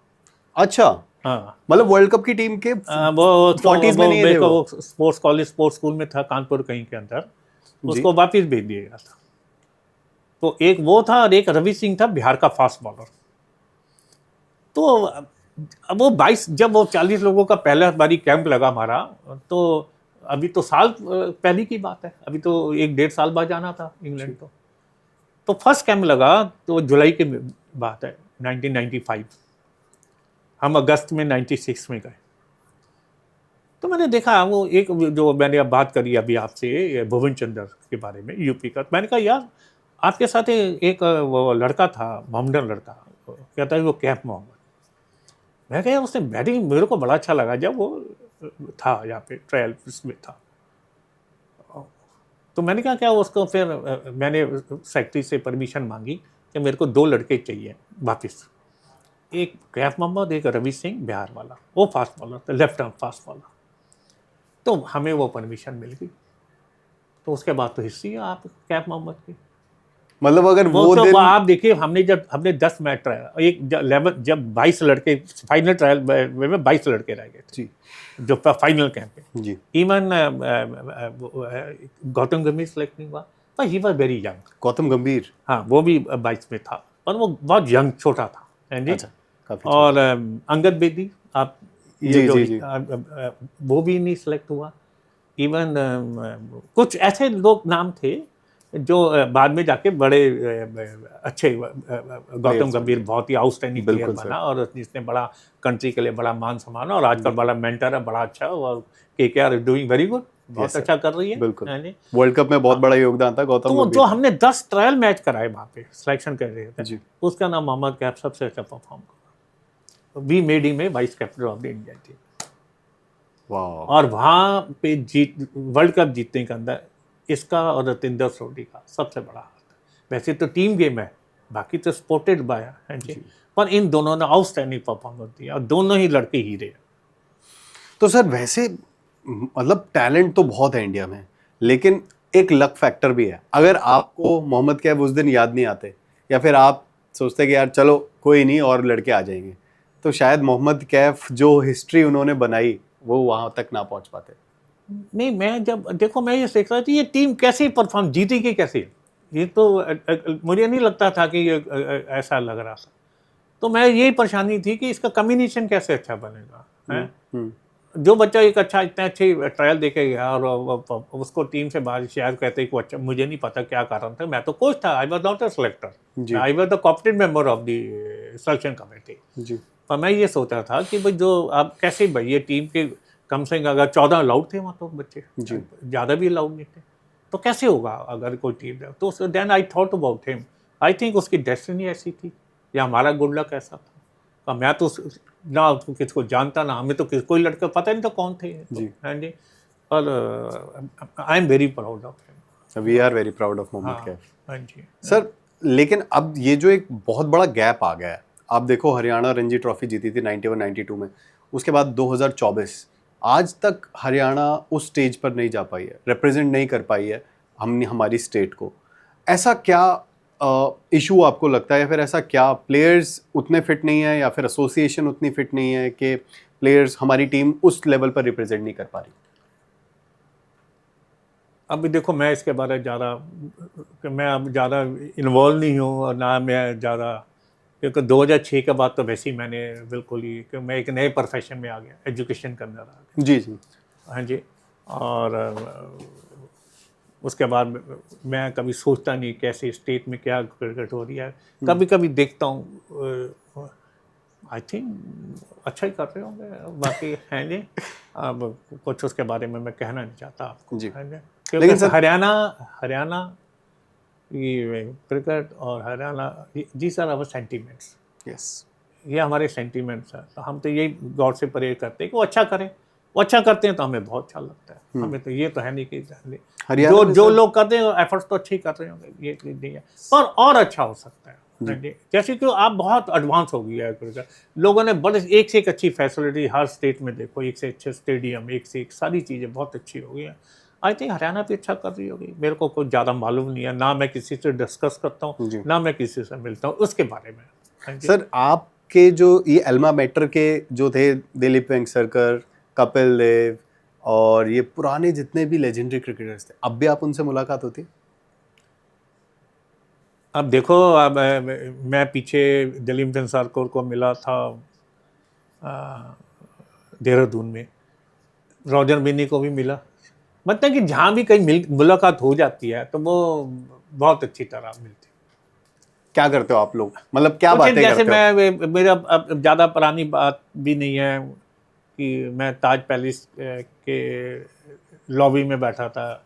मैंने पहले भी ये बात बताई है, रवि शास्त्री गोल्फ खेल के कई मेरे को नहीं पता, मैं तो वहाँ पे किसी और को वहाँ पे मिलने गया हुआ था। ओके। तो वो आया जैसे ही रिसेप्शन आया, उसने मेरे को दूसरे, अरे हाय सरकार, हाउ कैन यू मिले, बट एक दूसरे से जफी पाई और बता ठीक है कैसा है, ये है वो है, बड़े दिन हो गए मिले। तूने मेरी विकेट ली थी ऐसे 84 में तुमने मेरी विकेट ली थी। नहीं, देखो वो उस जमाने का प्यार मोहब्बत पैशन तो है लोगों में है जी, वो कभी इग्नोर नहीं कोई भी नहीं करता। सर आज के जो प्लेयर्स हैं उनमें से आपको कौन बैटिंग में, बॉलिंग में या ओवरऑल कौन आपको लगता है कि हाँ ये हमारे देश के लिए एक अभी भी है और आगे भी चला सकते हैं, वर्ल्ड कप में भी जा सकते हैं हमारी टीम को लेकर? मेरे को ऐसा है कि ये दोनों बहुत पैशन मेरे को अच्छे लगते हैं, रोहित शर्मा और Virat Kohli. Virat is my favourite कि मैं उसका जो उसने अपने को जो चेंज करा है, हाँ जी, और उसकी जो कमिटमेंट लेवल है, जो उसका पैशन, अमेजिंग, हाँ जी। और मुझे लगता है वो अगर 2-4 साल और खेल सकता है, अगर वो कहीं ये पॉलिटिक्स में कहीं फंस गया तो मुझे नहीं मालूम। नहीं, आई थिंक सर उनकी फिटनेस तो बहुत अच्छी है। नहीं, वो बहुत अच्छा है। और Rohit Sharma he is a true hitman. वो उसकी मतलब कि मेरे को बड़ा मजा आता है उसकी बैटिंग देख के, जिस लेवल के वो हुक शॉट और पुल शॉट खेलता है। हाँ। तो ये बड़ा मतलब कि कंफर्टेबली वो जो 6 मारता है या वो अमेजिंग है। उसकी आई साइड इतनी अच्छी है, बॉल को इतनी जल्दी जज करता है जी। और हालांकि वो जो उसकी टेस्ट के अंदर वो पहले और अच्छा कर सकता था, मेरे को ऐसा लगता है जी। पर ही इज अमेजिंग टैलेंट। वही दोनों मेरे को बहुत अच्छे लगते हैं मॉडर्न क्रिकेट के। आई थिंक इस बार जो वर्ल्ड कप आने वाला है उसमें रोहित एंड विराट दोनों का बहुत बड़ा हाथ होना ही चाहिए और होगा ही। जी जी जी। सर बॉलिंग में आपको कौन लगता है कि इस टाइम पे बेस्ट बॉलर्स आपके हिसाब से इंडिया में? जी। देखो बुमराह इज आउटस्टैंडिंग। आप कहते हैं क्रिकेट के अंदर आप जो अनयूजुअल काम करते हो ना, जिसका अनयूजुअल सा एक्शन है, वो स्पिनर है या फास्ट बॉलर है, इस लेवल के जो बॉल करता है और जो उसकी एक्यूरेसी है और जो उसकी सोच है, अमेजिंग। अगर वो फिट रहता है, उससे बढ़िया बॉलर हिंदुस्तान के वर्ल्ड में नहीं, he is the best sir. और सिराज जो है वो भी मोहम्मद सिराज, वो भी एक विकेट टेकिंग बॉलर है। वो भी एक तो जो भी बॉलर जो अंदर लाते हैं, इन स्विंगर है जी, या वो डेंजरस होता है हमेशा, है जी। और उसके अंदर दोनों क्षमता है, इन स्विंग और आउट स्विंग करने की। वो भी आई थिंक अगर अपनी वो जैसे IPL पहले मैचों में तो अच्छा नहीं करा, पर बाद में मैं देख रहा हूँ 2-4 मैच वो अच्छा कर रहा है जी। He is also very good, बहुत अच्छा है। और अगर आप करंट टीम की बात करते हैं, मुझे लगता है कि 4 स्पिनर की जरूरत नहीं थी टीम के अंदर, एक एक्स्ट्रा फास्ट बॉलर टीम के अंदर और होना चाहिए था टीम के अंदर जी। आई थिंक ये एक फास्ट बॉलर कम लेके जा रहे हैं टीम में। और फिर या तो फिर जो वाइस कैप्टन हार्दिक पांड्या को ओवर करने पड़ेंगे। I think sir Hardik Pandya को करना ही पड़ेगा, करना पड़ेगा। पर सर हार्दिक पांड्या पे अगर आते हैं तो हार्दिक पांड्या को आप कैसे जज करते हैं? क्योंकि नहीं, आप उसको इग्नोर नहीं कर सकते, वो बहुत प्रूवन ऑलराउंडर है। सर कपिल पाजी के साथ कंपैरिजन होता है? नहीं, देखो कपिल एक अपना टैलेंट, वो अपना कंपैरिजन किसी के साथ कुछ नहीं करना चाहिए। हार्दिक पांड्या अपनी तरह का प्लेयर है, कपिल अपनी तरह का प्लेयर था। तो हार्दिक पांड्या प्रूवन ऑलराउंडर है। वो अब ये तो हर एक की लाइफ में फेज आता है, एक साल आपका एक सीजन आपका खराब, कब सचिन तेंदुलकर का 2 सीजन खराब गए, विराट कोहली के 2 सीजन इंग्लैंड में फेल रहा था, ऐसी बात नहीं है। ये नहीं कि वो जो लेजेंड या ग्रेट नहीं है। तो ऐसा है अगर हार्दिक, मेरे का तो दिस इज राइट चॉइस जो इसको हार्दिक पांड्या को छोड़, क्यों अगर उसको वाइस कैप्टन नहीं बनाते तो शायद उसको टीम में नहीं खिलाते। ये बहुत अच्छी बात है, किसी ने जो सोचा है बहुत अच्छी बात सोची है। और मैं बता दूं, ये हो सकता है कि ट्रम्प कार्ड भी बन जाए हमारा वर्ल्ड कप के अंदर हार्दिक पांड्या। सर ऋषभ पंत को लेकर क्या सोचा है? अमेजिंग कमबैक, उसने जो फिटनेस वापस लाया, जो सोना है कि 150-200 पे उसने गाड़ी मारी है, हमें तो मालूम नहीं है। बिल्कुल, तो भगवान ने बड़ी कृपा करी है, उसकी मेहनत, उसने रिकवरी करी है। देखो आदमी की रिकवरी जब होती है जब वो सोचता है ऐसा कि भाई मैंने करना है, मैंने तगड़ा होना है। आई थिंक उसकी जो विल पावर है, उसने उसको यहाँ लिया और फिर BCCI ने भी बहुत सपोर्ट करा जी। And big thank you to BCCI और very good luck to Rishabh Pant ji. Sir अब इस IPL में अगर आप देखें, आप देखते हो अब IPL? बहुत कम देखता हूँ इस IPL में सर SRH की टीम ने ना बहुत कमाल किया है। और उनका जो किसने? इंडिया ऐसा हैदराबाद की टीम है, ओके। तो उनका एक लड़का अभिषेक शर्मा हाँ हाँ हाँ जो कि आउटस्टैंडिंग बैट्समैन साबित हो रहा है। हाँ हाँ। और आई थिंक बहुत सारे लोगों से उम्मीद थी, यशस्वी से, इवन पृथ्वी से, इवन राहुल से, तेवतिया से, लेकिन अभिषेक शर्मा एक नया टैलेंट है जो कि आ रहा है। और बहुत सारे लोगों ने ये भी बोला था कि वर्ल्ड कप टीम में उन्हें लेना चाहिए। आप क्या कहना चाहोगे उनके लिए? अभिषेक शर्मा के मैंने कुछ नॉक्स देखी हैं, वो वाकई बहुत टैलेंटेड है, बहुत अच्छा है, पर अल्टीमेटली तो 12-16 नहीं जाना वहाँ पे। हाँ जी, आई थिंक आ सकता था फेस टू। 2020 खाली सिलेक्शन का क्राइटेरिया थी। IPL is not the criteria of the Indian selection.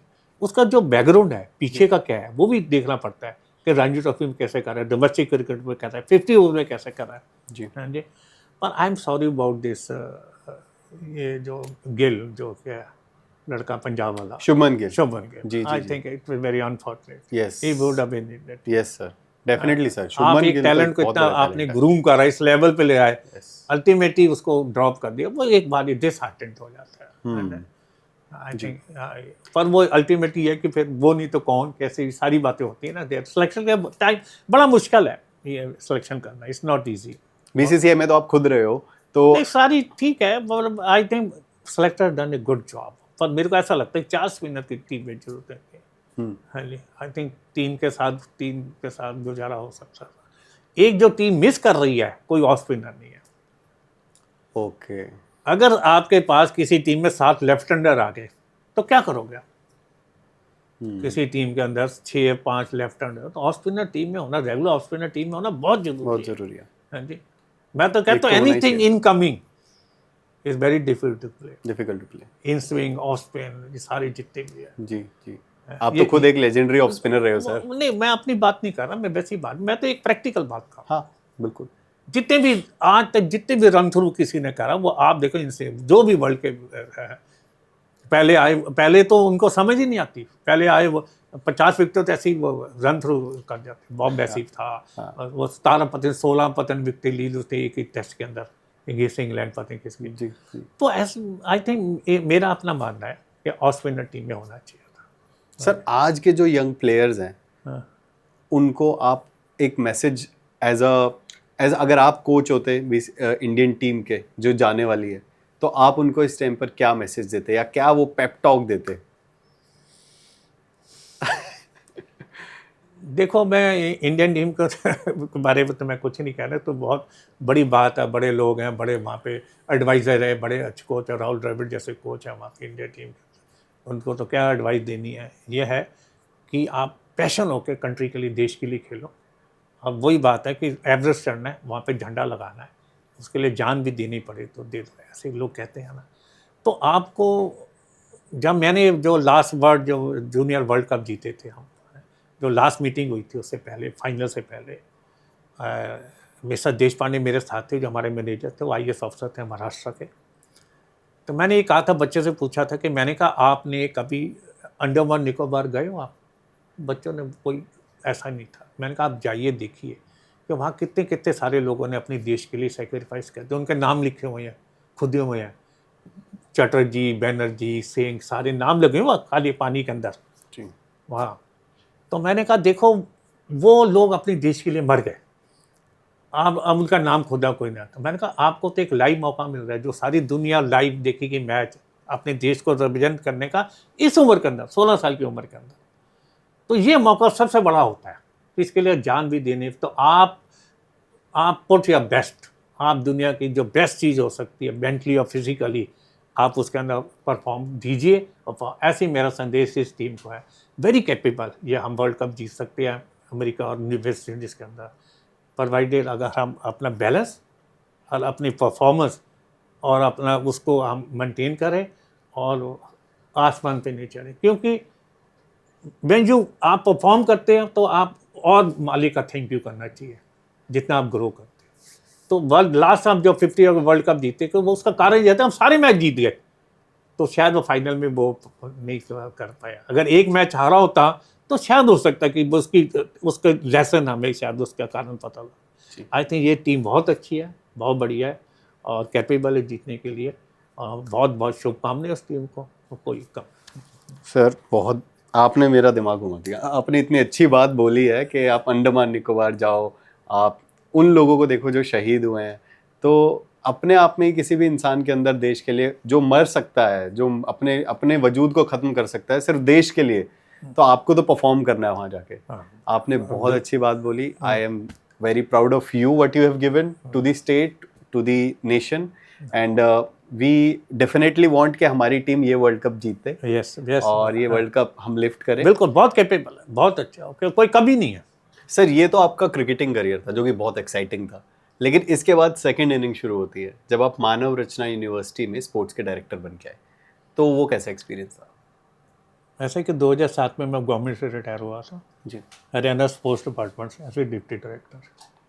तो जो मानव रचना के जो फाउंडर चेयरमैन से डॉक्टर पी भल्ला जी ने, उन्होंने मेरे को कहा कि आप मानव रचना ज्वाइन करिए। तो पर मैं एक प्रोजेक्ट कर रहा था रॉजर बिन्नी के साथ, national school of cricket Dehradun में, जो कि अभिमन्यु अकेडमी के नाम से भी जाना जाता है। जी। तो वो प्रोजेक्ट में मैं इन्वॉल्व था। जो डायरेक्टर, ये जो रॉजर बिन्नी उसका डायरेक्टर था, मैं उसका चीफ पोस्ट था। अच्छा। तो एनीवे, फिर मैंने 1 साल के बाद इन्होंने मेरे को मौका दिया मानव रचना से, जो कि मेरी, जो मैं समझता हूँ कि जो सेकंड इनिंग मेरी थी, वो जो 15, आज अभी भी मैं उनके साथ ही हूँ, 16 साल, 15-16 साल हो गए। तो आई थिंक बहुत ही खूबसूरत मेरी जर्नी रही 16 साल की। They are making my second inning so beautiful, so lovable and so meaningful. तो मैं उनका बहुत बहुत मतलब आभारी हूँ, डॉक्टर साहब का, डॉक्टर पी भल्ला जी का, और दोनों जो यंग, अब वो तो ऊपर हेवन में है, तो जो यंग जो प्रमोटर है दोनों, डॉक्टर प्रशांत भल्ला, डॉक्टर अमित भल्ला, अमेजिंग। मानव रचना यूनिवर्सिटी बहुत अच्छा कर रही है। अभी $++ मिला है इनको नैक से जी। और स्पोर्ट्स के अंदर आपको जैसे मालूम ही है कि राष्ट्रीय खेल प्रोत्साहन अवार्ड मिला है जी 2021 के अंदर। तो स्पोर्ट्स के अंदर दे आर वेरी पैशनेट, बहुत पैशनेट है, और मुझे पूरी उम्मीद है कि आने वाले समय के अंदर आई थिंक अभी भी इंडिया के टॉप स्पोर्ट्स यूनिवर्सिटी, स्पोर्ट्स के बारे में टॉप में इनका नाम आता है। जी सर। और जो आप स्पोर्टिंग कॉर्पोरेट इवेंट्स कराते हैं, आई थिंक जो टूर्नामेंट मानव रचना करा रहा है, जो कॉर्पोरेट टूर्नामेंट है, वो एक लेवल पे जा चुका है, वो इतना बड़ा स्तर हो चुका है कि दूर दूर से टीम्स उस टूर्नामेंट में पार्ट लेने के लिए आती हैं। बिल्कुल ठीक कहा अभिषेक आपने। वो उसके अंदर सारी इंडिया की लीडिंग कॉर्पोरेट्स उसमें आती है, पीछे TCS है या सेंसर है या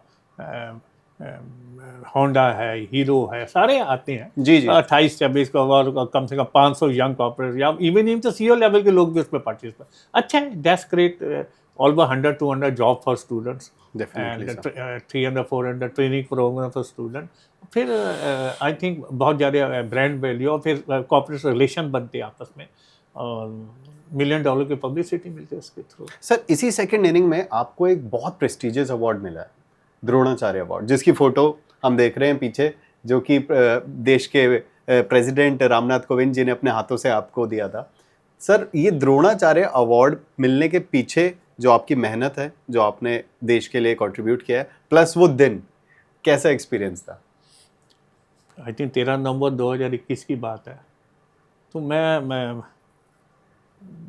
अमित सर के साथ हम गुड़गांव जा रहे थे रात को, वो तो पहले 7-8 दिन पहले जी। डन कि somebody has called me कि you're being nominated for Dronacharya award. हाँ जी। तो मैंने कहा आप कौन बोल रही हैं? वो कहा कि मैं टाइम्स ऑफ इंडिया से बोल रहा हूँ जी। तो मुझे, क्योंकि जब 97 में मेरा ऑलरेडी नॉमिनेट हो चुका था हरियाणा गवर्नमेंट तरफ से और एसोसिएशन की तरफ से जी। द्रोणाचार्य, तो किसी ने वो बात ही नहीं करी, मतलब कंसिडर ही नहीं हुआ वर्ल्ड कप जीतने के बाद। ओके। तो अब तो एक्सपेक्टेशन ही तो बड़ा सरप्राइज है और बड़ा अच्छा लगा कि गवर्नमेंट ने ये हमें इस काबिल समझा, जो कि मैं मुझे को बड़ा सरप्राइज भी हुआ। तो ऐसे कहते हैं कि जब आप सोचते हो कि मैं 100 रन करूँगा तो पहली बॉल 0 पे आउट हो जाते हो, पहली बॉल है। जब लाइफ में सोचते हो कि यार ये तो टफ टीम है, कुछ करना नहीं, तो आप 100 रन 100 रन कर जाते हो। तो ये सरप्राइज पैकेज था, और आई थिंक बड़ा उस मालिक का बहुत शुक्रगुजार है जिन्होंने मेरे को इसमें सपोर्ट करा, उनका बहुत धन्यवाद। जिन्होंने नॉमिनेट करा उसका बहुत थैंक यू बहुत। और सर वो दिन, वो पल कभी भूल नहीं सकते। ठीक है, वो ऐसा है कि मैं प्रेसिडेंट हाउस के अंदर वहाँ पे आपको अपनी फैमिली, एक आदमी मेरी वाइफ मेरे साथ थी, सारे मेरे ये भी प्रशांत जी अम्मी जी भी, उनको ये खेल प्रोत्साहन अवार्ड भी उसी टाइम मिला, उसी दिन मिला। तो काफ़ी लोग थे और बड़ा एक वो ऐसा मूवमेंट होता है, जैसे मैंने पहले भी बोला कि ऐसा मूवमेंट होता है वो कि ये फील ही कर सकते हैं आप। सर कभी कभी व्हेन यू लुक बैक, कभी रोना आता है या फिर मन में ऐसा फील होता है कि यार कि मुझे बहुत कुछ दिया है भगवान? देखो, रोना तो वर्ल्ड कप जब हमने लॉर्ड्स में जीता था, हम सारे ही रोए थे। उसका वो कहा ना, वो रोना डिफरेंट होता है, वो देश के लिए होता है, कंट्रीज के लिए होता है। हाँ जी, ये जो ऐसे जो अवार्ड मिलते हैं, इसमें आप अपने आप को कई बार ऐसा लगता है कि यार तू डिजर्व भी करता नहीं करता, कैसे ये मतलब, तो ये कैसे, ये सब उस मैंने बोला ना कि ये मालिक की बड़ी कृपा होती है। हर आदमी अपनी फील्ड में मेहनत करता है, कोशिश करता है, सब करने की कोशिश करता है, पर लाइफ के अंदर डेडिकेटली, ऑनेस्टली और कमिटमेंट से रह के आदमी अपने जीवन को लीड करे, तो कहीं ना कहीं ये ऊपर वाला भी बहुत खुश रहता है, जो कि बहुत मुश्किल है जी। तो सबका। सर आपकी लाइफ से बहुत सारे लेसन्स हम लोगों पे भी मिले, मेरी टीम को मिले, मतलब हेमंत, विक्की, प्रवीण, हम जितने भी लोग हैं, जितनी भी आपने बातें बताई, हम लोगों के लिए एक जर्नी थी। चाहे वो हरियाणा की रणजी टीम में खेलना, फिर उस टीम को कोच करना जिस टीम में ऑलरेडी एक बहुत लेजेंडरी प्लेयर्स हैं जैसे कि चेतन शर्मा, कपिल देव, अजय जडेजा, और फिर Indian world cup team under 16 की उसको वर्ल्ड कप जिताना। ये अलग अलग फील्ड से निकल के फिर एक अलग फील्ड में जाके स्पोर्ट्स एजुकेशन में अपने आप को कंट्रीब्यूट करना। I think you definitely deserve Dronacharya award. वो तो ठीक है, देखो सबसे जरूरत ये सारी चीज़ें होती हैं कि आपको अपॉर्चुनिटी मिले, मौका मिले। मौका मिला उसमें आदमी काम करता, अगर आपको मौका ही नहीं मिलेगा तो फिर आप बहुत अच्छी टैलेंट रह जाते हैं, क्योंकि लाइफ में मौका नहीं मिलता। मैं बड़ा लकी रहा इस मामले कि मेरे को मौके मिले, कि मेरे को अगर वो कोच ही नहीं बनाते, वो कॉल नहीं आता, हाँ जी, तो मैं हरियाणा टीम का कोच ही नहीं बनाते या हरियाणा स्टेशन में मौका नहीं मिलता, हाँ जी। तो ये लाइफ में अपॉर्चुनिटी मिलना भी बहुत ज़रूरी है, उसको क्रिएट करना पड़ता है। कहते हैं जब आपको मिले तो यू शुड ग्रैब इट, आप उसको पकड़, जाने नहीं दो। वो आपकी अक्लमंदी है, वो कि आप कैसे समझते हो उसको कि या this is the right opportunity और नॉट। तो इसलिए मैं उसमें बहुत लकी रहा हूँ, भगवान की बड़ी कृपा, मालिक की बड़ी कृपा रही है, तो मेरे को मौके मिले जी। और मौके मैंने बोला कि उसके अंदर आप बहुत डेडिकेटली और बहुत मेहनत से और अपने, क्योंकि एक करेक्टर भी बहुत बड़ा काम लाइफ में प्ले करता है इंसान का। क्या? Sorry sir. वो चरित्र, अच्छा, चरित्र, वो भी बड़ा, क्योंकि आप जब कोच होते हो तो आपके सारे बच्चे आपको, आपके रोल मॉडल आपको देखते हैं, क्या खाते हो, क्या पीते हो, कोच साहब कैसे हैं, कहाँ जाते हैं, क्या करते हैं। तो आपको जीवन में बड़ी सारी बातें, चीज़ें आपको सेक्रीफाइस करनी पड़ती हैं, क्योंकि आप उन करके कर नहीं सकते। तो कई बार हमारा भी दिल करता है कि हम जाएं, डिस्को जाएं या वैसे कई बहुत सारी चीज़ें आप क्यों वो अगर वो डिसअपॉइंट हो गए बच्चे के हमारे कोच सब कैसे हैं या ऐसे करते हैं, तो आप फेलियर आपका जीवन का। तो कोच, ऐसे कोच आप जीवन में बहुत सारी बातें ऐसे काम नहीं कर सकते, क्योंकि वो आप बच्चे आपको देख रहे हैं, आपके ऐसे हमारे एजुकेशन में है। तो वो सारी चीज़ें अगर वो जो कोच उसको, कोच मीन वो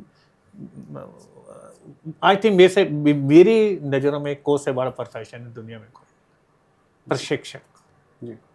आप बाहर देखिए, फॉरेन कंट्री में देखिए आप, है जी, तो एक अकेला कोच सारी इंग्लैंड टीम को सिलेक्ट करता है। फुटबॉल में, सॉकर में देखिए जी, $1 मिलियन उनकी सैलरी होती है जी।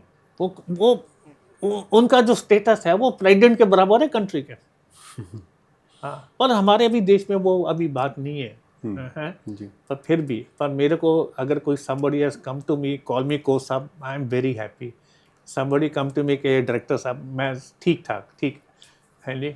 और ये कोच का ओहदा, कोच का वर्ड बहुत ऑनरेबल है। सर मैं भी आपको कोच साहब ही बुलाऊं। नहीं sir, you are definitely a coach in terms of sporting life as well, but in terms of क्या कहेंगे, लाइफ की एजुकेशन, लाइफ लेसन्स के लिए भी आप एक कोच ही हैं। मैं डेफिनेटली आपको कोच ही बुलाऊंगा, आगे भी हमारी बात होगी, क्योंकि अगर कोई मेरे को लाइफ में लेसन लेना है तो you are definitely a mentor. I can look up to. मैं ऐसी कोई बात नहीं है, पर मैं thank you so much sir. और आप लोग जितने भी लोग हैं, इस इंटरव्यू को आपने जरूर एंजॉय किया होगा, बहुत सारी बातें आपने सीखी होंगी, और इंडियन क्रिकेट के बारे में और स्टेट क्रिकेट के बारे में आपको बहुत इंटरनल बातें पता होंगी। तो आगे ऐसे बहुत सारे इंटरव्यूज लाइंड अप है आप लोगों के लिए, और इस इंटरव्यू को आप दोबारा जरूर देख सकते हैं, क्योंकि कुछ ऐसी बातें हैं जो शायद आप ढंग से सुन नहीं पाए होंगे। आराम से सुनिएगा, आराम से बैठ के सोशलाइज पर बने रहिए। Thank you.